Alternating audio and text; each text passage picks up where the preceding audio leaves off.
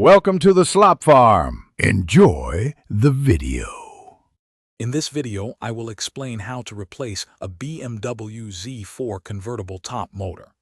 This is a common problem for Z4 owners, often due to water ingress causing corrosion. Replacing it yourself can save you a significant amount compared to a garage repair. We'll guide you through the process step by step, making it manageable even if you're not a seasoned mechanic.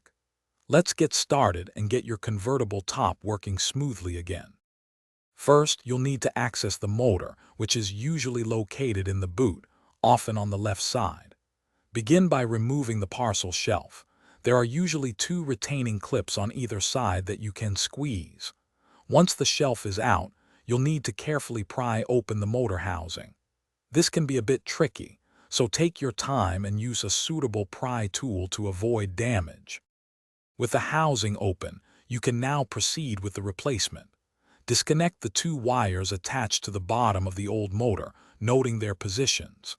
Then, remove the two 4mm Allen bolts that secure the motor. Carefully extract the old, corroded unit. Install your new motor, ensuring the groove on its end aligns correctly. Reconnect the positive and negative wires, making sure they are secure. After installing the new motor, reassemble the housing and reinstall the parcel shelf. Before fully buttoning everything up, it's crucial to test the convertible top's operation. Push the micro switch down with the parcel shelf and activate the roof. If it works, you're good to go.